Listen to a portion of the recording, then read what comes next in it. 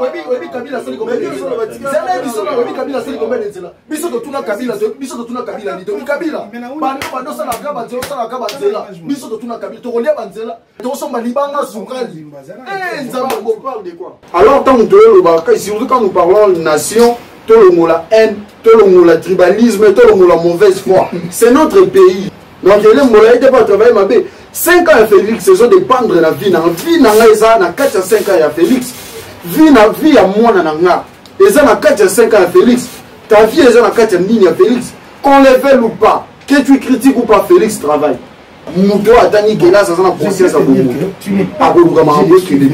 Quand tu maudis, tu te maudis toi-même. On a constaté quelque part sur les engagements de l'État. C'est ce que je dois déjà, les Babembe me disent, de dénoncer déjà tout de suite là. Président de la République, nous avons besoin, la population a besoin réellement de lui prouver que vous travaillez pour l'intérêt du peuple. Changer l'armée monoethnique qui dérange la population. La création de pouvoirs parallèles, pouvoirs coutumiers parallèles, c'est trop, ça ne peut pas être accepté, même en Boudima et même dans les Kasaï.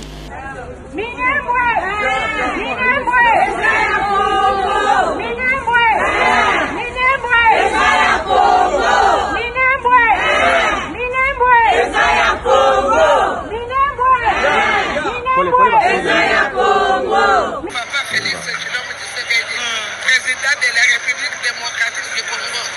Papa, Tosengi Yobo.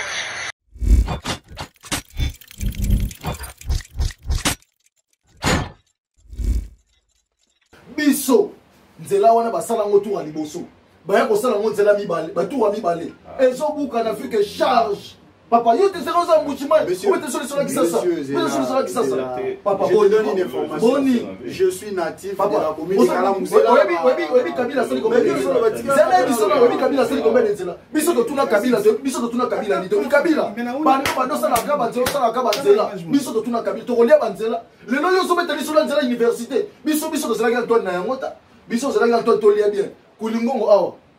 Ebi mboka soni basomba libanga sukali biso ebi na mboka biso osui kana sigre soki ni baba ngoni koko koko soko lonya nga awa tolo nango awa to buka mke tolo na ebi ke ebota mais je n'arrive pas à voir sucre basala ngona kana sigre tolo ni okobota mais to somba libanga sukali nzamba on parle de quoi? Papa, tu parles de quoi? Maintenant on obétit sur l'anzela.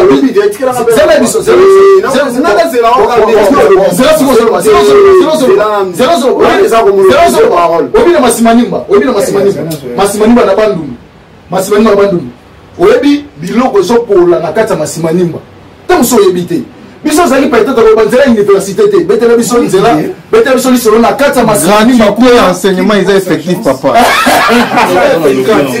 on est dans fait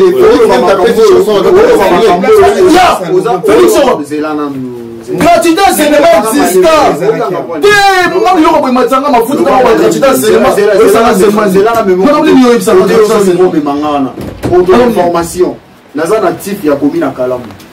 Au commune à Kalam, non commune à Lumete, n'a pas biso tous séparé dans l'avenue université. Je connais bien cette avenue. Tu ne maîtrises pas ce que tu dis. Moi j'ai habité plusieurs communes dans la ville-province de Kinshasa. J'ai fait au moins 5 provinces.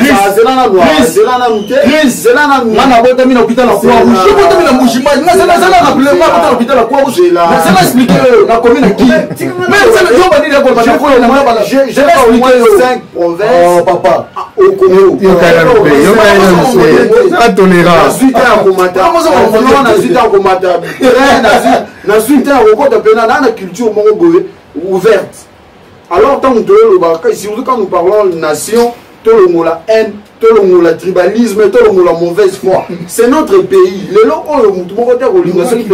Félix, il est Kassaïen, je suis Kassaïen. Le lot, son Félix, ça m'a bien gagné. Donc, il est pas travailler ma bé. 5 ans à Félix, c'est ça dépendre de la vie. La vie n'a pas 4 à 5 ans à Félix. Vie à moi, et ça n'a 4 à 5 ans à Félix. Ta vie est dans 4 à Félix. Qu'on le veuille ou pas, que tu critiques ou pas, Félix travaille. un intellectuel, premièrement, il est au Nyansala. Mouto a Dani Gela, ça a conscience à beaucoup. Quand tu maudis, tu te maudis toi-même.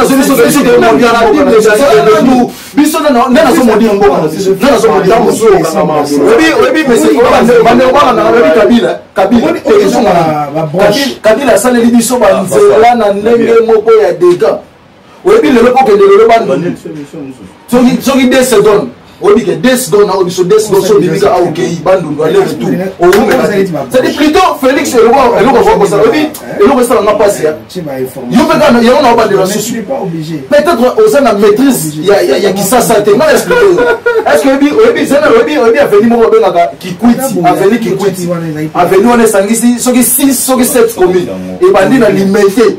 Et que ti e bibi wa bumbu ba selemba ou et que ti pen. Oyebi c'est là. Oui, la place où on est content. C'est là que c'est là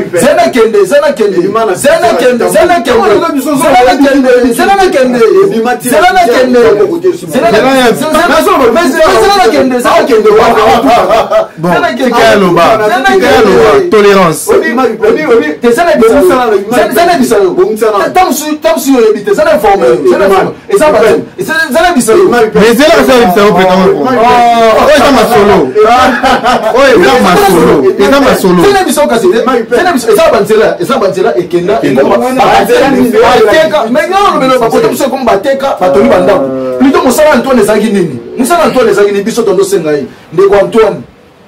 Nzela wana obongisa mo kitoko. Omoni sorti muto basali ya 3 mètres. So matika okiti. Na rishango pe na wa rishango za kitoko to kimbangu okiti. Zili muto. Le roi mwana. Ça dit ça OK au match okiti.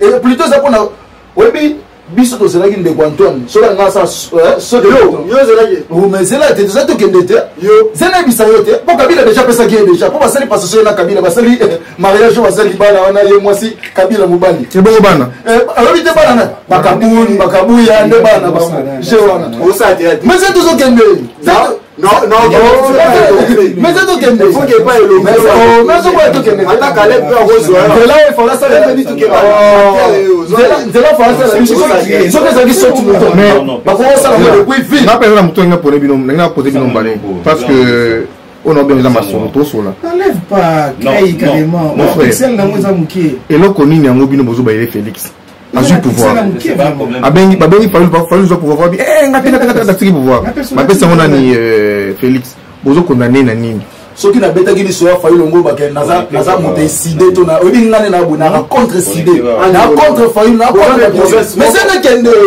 mais tu vas le alena professeur fa na mutabandu ngana mutabandu tellement moi je suis de l'Équateur alors chacun na yo ngana na toki ça carte like ça carte comme on a ngo ya lionge tant so habiter na ndeko mabunda oza mwasa Kabila était nani oza na parlement oza na nini sana kende oza na parlement ngande ko na ina penda mutabumba penda non la zende ko fayu luti mais tant to lo bakaneli fayu asa nationaliste fayu asa penda vrai national aboya Kabila manipuler mais moi misaki muta yango tende Antoine na misaki yango te zanga bidingu tam so yebite to zanga na député muta benga bidingu muta suku yona honorable bidingu kombo to yebi yango na muta suka wa bisa kimuta tam so yebaka te informer yo c'est moi le so de neko jena na Kasai yo ke na Kasai mais na ya malo na ke poto bo comme te bon na poto pe kuna basa ba raté to na ça va semaine na zo po kuna na ofande kasi o kima po passer l'équipe te degré passer yo ko na me po o ngunde yo fona me po na solo o ngunde ça ne bisa yo Fayulu azan nationaliste Fayulu atika kolingate Kabila asaka nende leo libalo basali Kabila mobali avant na keta kingakati na troll ye mwasa ko pese ba rapport oyebi kutu ni na mwazo neka kuna yebi kutu kamera yebi mbongo donc asoko kate donc na Fayulu aboyaki libalo wana nde alobaki toke na ba vraie élection solo toke ba élection to moni ba sengezi nande konanga baki ofana kingakati nande ko Kabila basale ba ko sala ebi je sala ngaki toko j'ai les gars ça là qui tombent donc tu ressens nini pour que to il ainsi parce que trop c'est trop quand Antoine a démissionné après libala yena Kabila mais na ko biso le bon soki le la télé na beti le boko na mais pas ça mon obala ça monene Et c'est que Michel a sélectionné un bitoké campagne de Félix Ogomi na Bukavu. Et bien, présent la mouka. Oh, on a aucun soutien dans le mina. Pour mon élève, les guillemets, non, aucun n'a dans le mina. Ainsi, caméra qui est pour caméra, félicitations pour tous les bambons. Et ça, Moussala au Sala qui paye à Makassi. Donc, ndeko Antoine abeta loboko na mesa loba nyeti na Kabila. Atika Kabila na Kingakati, ya songa na Gombe afanda. To diriger mboka malam. Omona, ça c'est les conséquences d'avoir une maladie dans la mémoire. Une maladie dans la mémoire. Quand on a une maladie, moi la mboka na wa biso, soki Félix atiki Kabila. Pour faut monde bakabuni bako bise ebite biso na to yibi mingi te. Biso na to liete.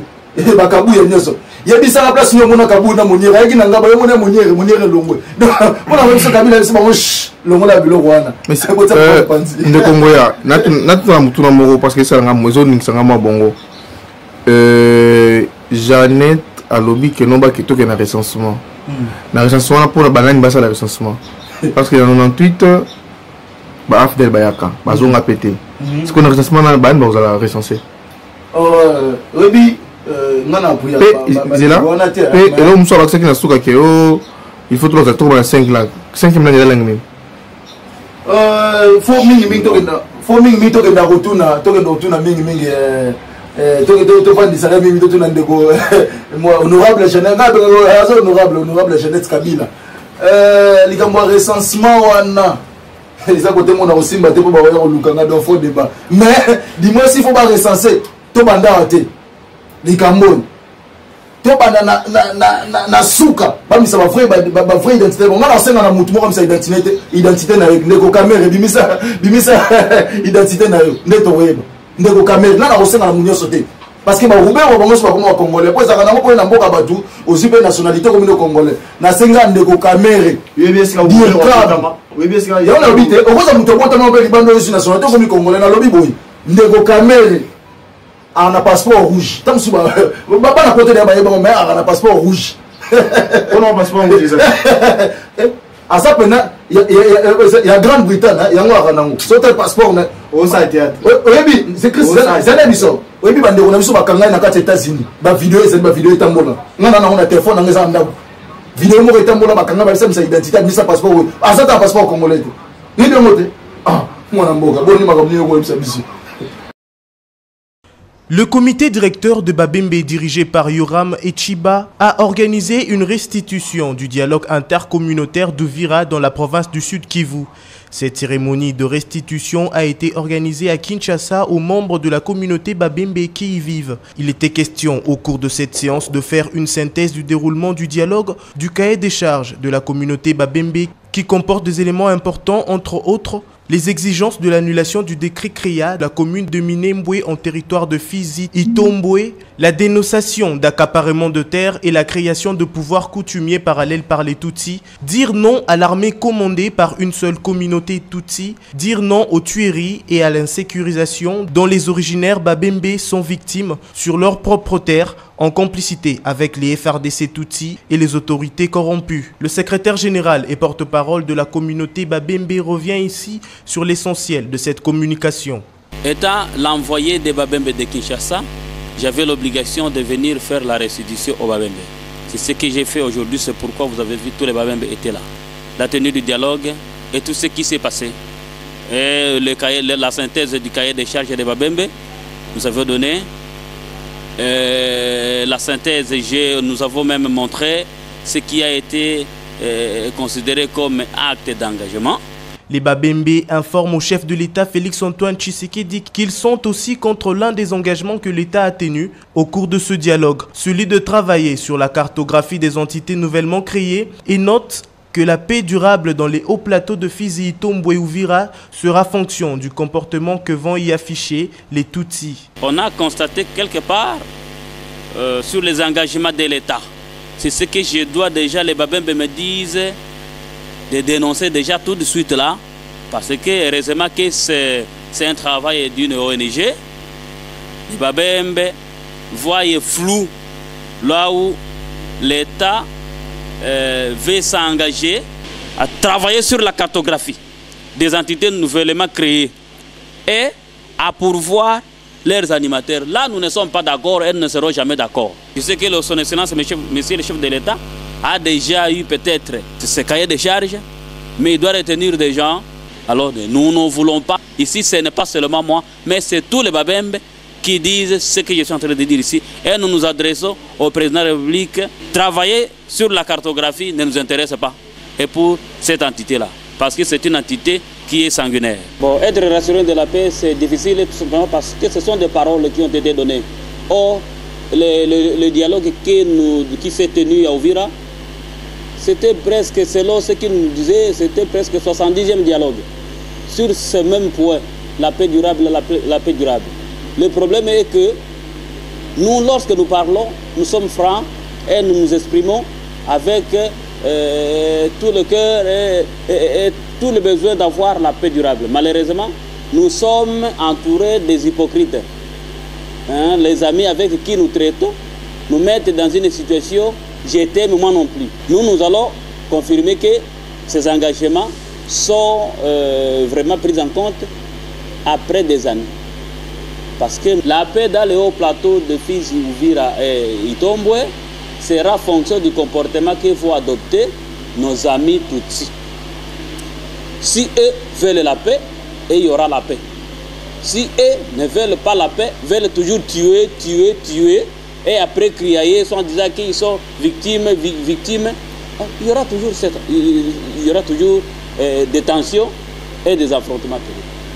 Parce que ces Maïmaï qui sont en train d'être traqués, hein, aujourd'hui, ce sont des populations qui sont fâchées et ayant déjà constaté qu'il y a l'absence de l'autorité de l'État, soit la manipulation de l'appareil de l'État sur le plan de leur sécurité, c'est alors qu'ils se défendent. Vous voyez? Et donc, la solution ne sera pas de traquer ces Maïmaï qui sont locaux. Nous sommes d'accord à traquer les groupes étrangers, les groupes armés étrangers qui sont là-bas. Et les Ngoumino doivent cesser à travailler en connivence avec les groupes étrangers qui viennent de leur pays d'origine, les Banyamulenge. Il y a des groupes armés qui viennent du Rwanda, il y a des groupes armés qui viennent du Burundi. Ils sont là-bas. Ils travaillent avec les Ngoumino, qui est une milice de Banyamulenge. Voilà. Donc, ce que nous avons demandé surtout est que l'armée monoethnique, l'armée des Tutsis, soit remplacée chez nous. Prouve, président de la République, nous avons besoin, la population a besoin réellement de lui prouver que vous travaillez pour l'intérêt du peuple. Changer l'armée monoethnique qui dérange la population des autochtones chez nous. 2. La création de pouvoirs parallèles, pouvoirs coutumiers parallèles. C'est trop, ça ne peut pas être accepté, même en Boudima et même dans les Kasaï. Que quelqu'un, tout simplement parce qu'il y a une communauté qui est venue là, elle a déjà fait 50 ans, 25 ans, et nous, subitement, il commence à créer, à installer ces chefs coutumiers. Ça ne peut pas se passer. Même ici, si nous pouvons nous hasarder de le faire, les Baswahili commencent à installer les chefs coutumiers ici. Je pense que les Batéke vont nous chasser, ne vont pas nous supporter. Et donc, ce que vous ne pouvez pas supporter que l'on vous fasse, ne les supportez pas, ne les cautionnez pas pour qu'on les fasse aux autres. Parce que cet exemple qui veut se faire chez nous va dans quelques années servir de jurisprudence pour les autres diasporas qui sont en train d'aller ailleurs. Nous sommes à Kinshasa. Merci. Président de la République démocratique du Congo. Papa, tosengi yoko. Toyebi que démocratie ezali ya solo ndenge olobiaka. Mais elekaka te. Ndenge ezali boye. Buketu wana azali Congolais lokola ba Congolais nyonso aleki yo na makasi te. Yo solo na bakonzi ya mboka oyo. Bakanga Buketu bazongisa ye na bwende. Na bwende wana se retrouver na bwende. Na bwende wana banda kofika parce que soki aza na bwende tokolanda ye te. Soki otikeli kaka biso Buketu awo akoboma biso nyonso papa. Biso toyebi ke toza ba Congolais mulu bazali te yo za président ya mutu nyonso. Yo za président ya mutu nyonso. Oza président ya mulu bate ya Mukongo te ya Mungala te ya mutu. Oza président ya Buketu, oza président na ngai, oza président ya mutu nyonso. Yo zali papa na biso nyonso. Mwana na yo papa soki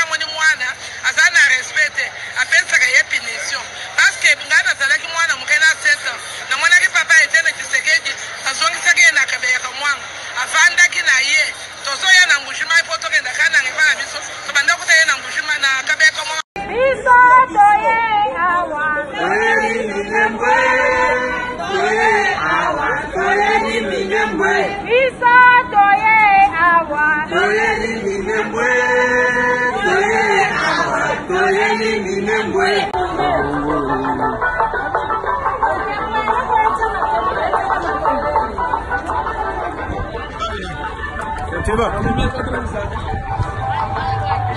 Ndio nimefumia naye.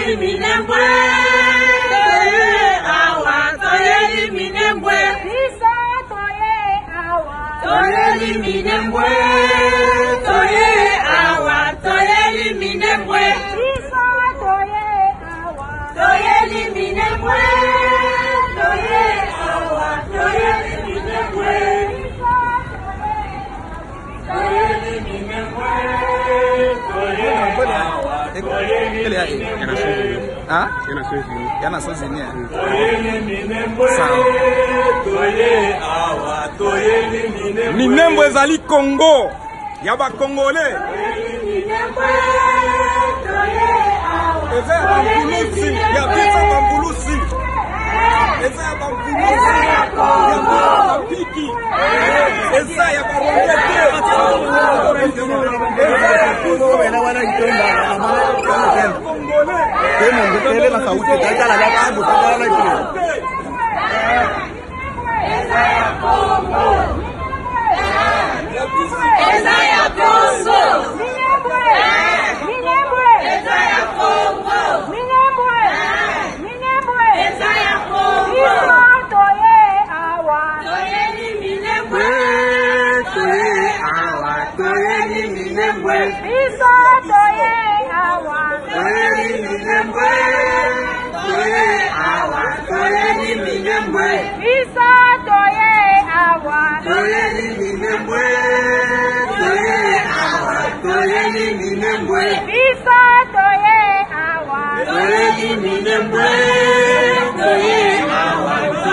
Minembwe